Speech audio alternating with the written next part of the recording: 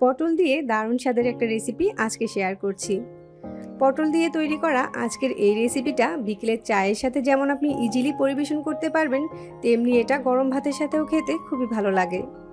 যখন একঘেয়েমি পটল রান্না বা ভাজি খেয়ে বিরক্ত হয়ে যাবেন, তখন পটলের এই রেসিপিটা ট্রাই করতে পারেন। আশা করছি আজকের রেসিপি সবার কাছে ভালো লাগবে।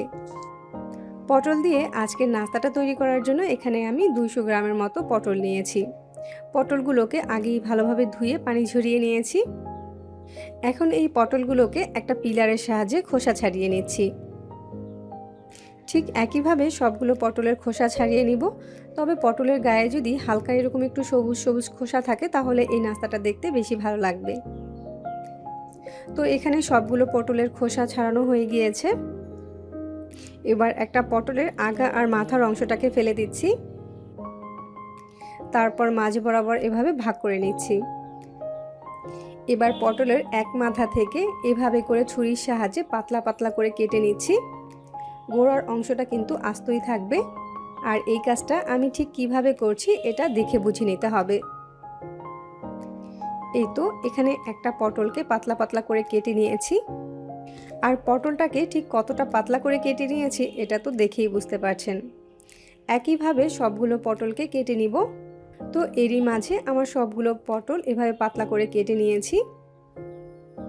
এখন পটলের উপরে 1 চামচ পরিমাণ লবণ ছিটিয়ে দিচ্ছি, 1 চামচ পরিমাণ হলুদ গুঁড়া ছিটিয়ে দিচ্ছি, আর 1.5 চামচের মতো লাল মরিচের গুঁড়া ছিটিয়ে দিচ্ছি। এবার আলতো হাতে লবণ, হলুদ আর মরিচ দিয়ে পটলগুলোকে মেখে নিতে হবে। তারপর এটাকে একটা সাইডে রেস্টে দিয়ে দিতে হবে 5 মিনিট সময়ের জন্য। এই সময়ের মাঝে আমরা বাকি কাজগুলো সেরে নিচ্ছি। এখানে একটা বাটির ভিতরে হাফ কাপ পরিমাণ বেসন নিয়ে নিয়েছি।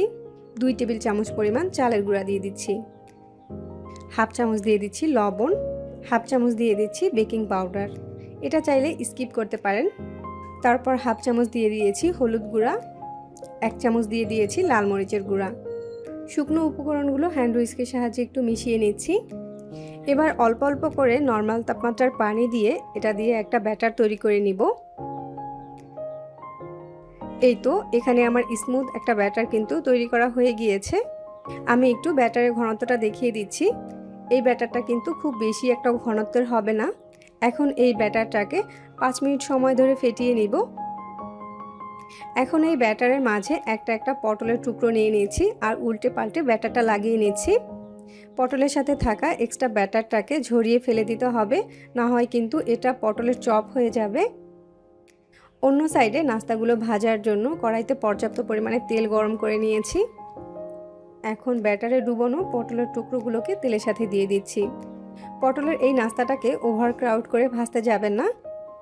তেলের ভিতরে পটলের টুকরোগুলো দেওয়ার কয়েক সেকেন্ডের মধ্যেই চেষ্টা করবেন এগুলোকে উল্টে দিতে।